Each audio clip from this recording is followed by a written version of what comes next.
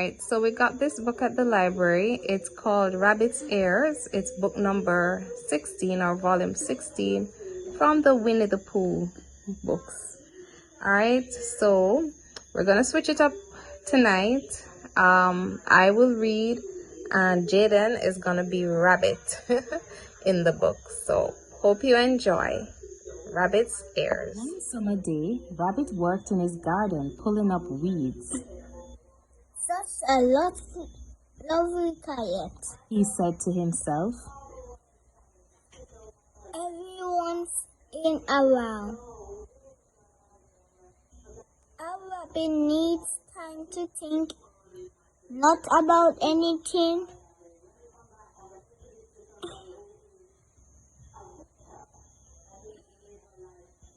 Special, but just to think.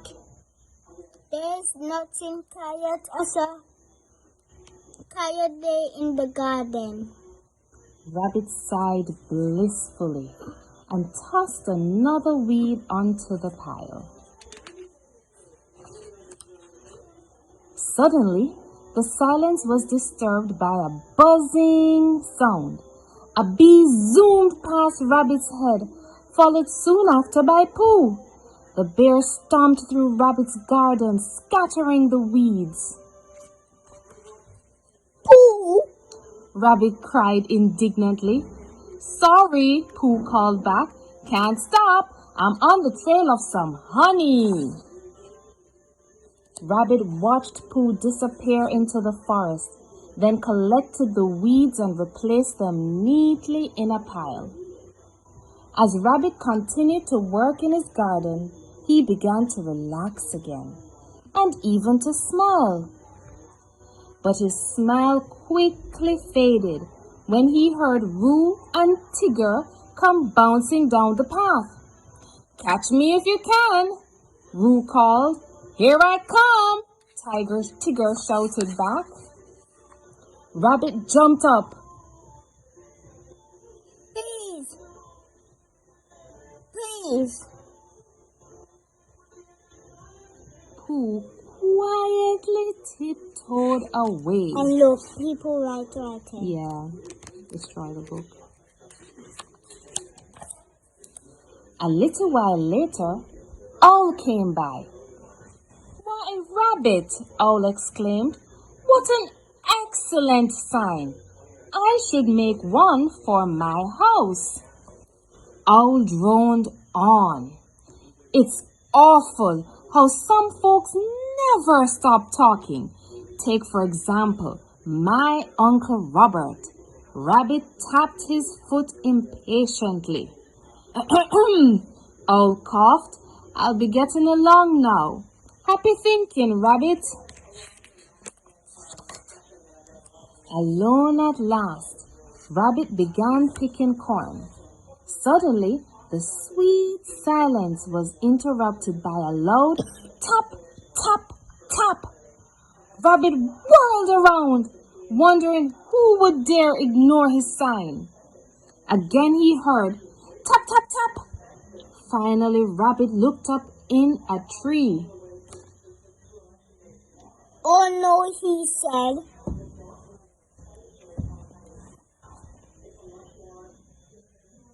It is a woodpecker. What's a woodpecker?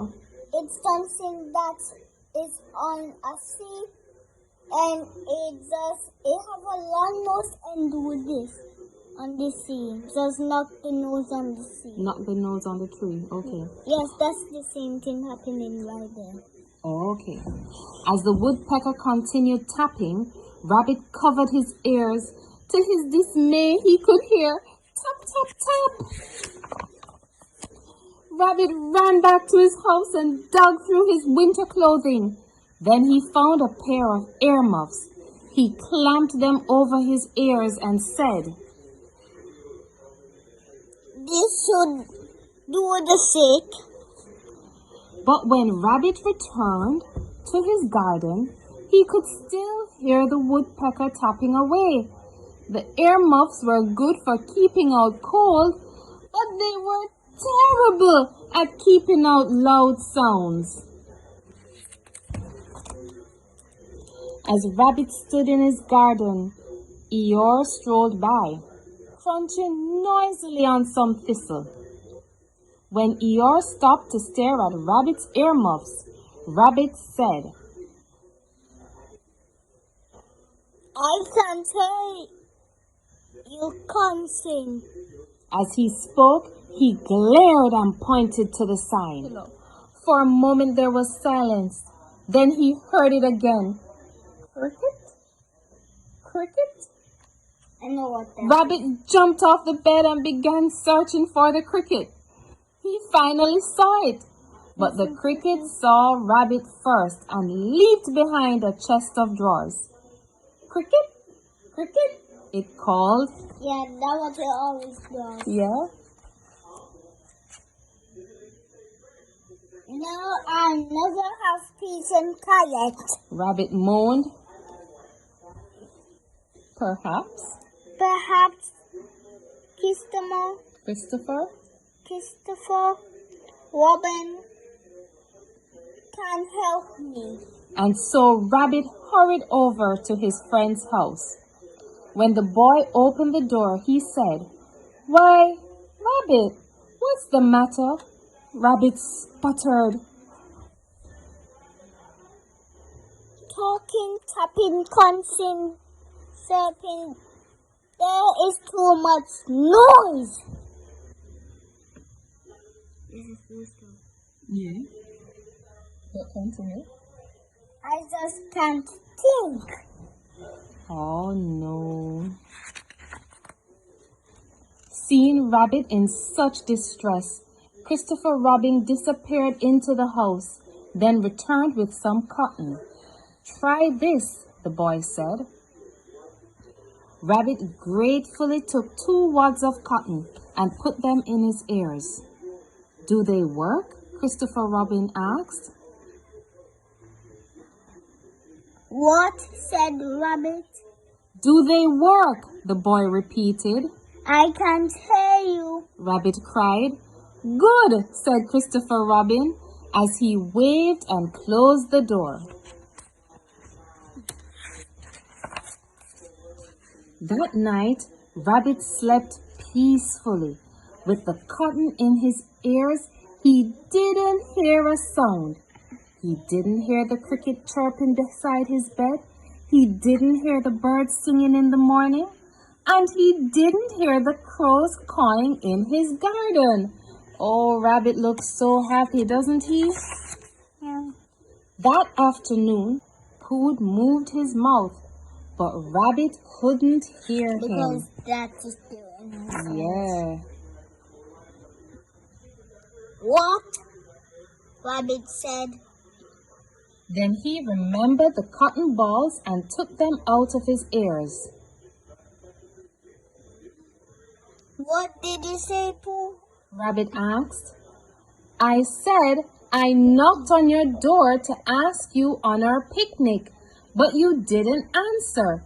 So I thought you didn't want to be disturbed. Oh, there, said Rabbit. I wanted peace and quiet, but I guess I went too far. Almost finished. Then, with an embarrassed smile, Rabbit asked, May I come on the picnic too? We're going to make noise, warned Pooh. Lots of noise, chimed in Piglet and Tigger. To prove it, Roo picked up 2 sticks and banged them together. Pooh made up a song. Ooh. Tap, tap, chirp, chirp, yakety yak, clankety clink. Poor Rabbit hears so many sounds when all he wants to do is think. But noise can be a lovely thing, like friends who laugh and birds that sing. Rabbit smiled and loudly clapped along with Pooh's song. It was music to his ears. Yeah. The end. What time is it? Bedtime!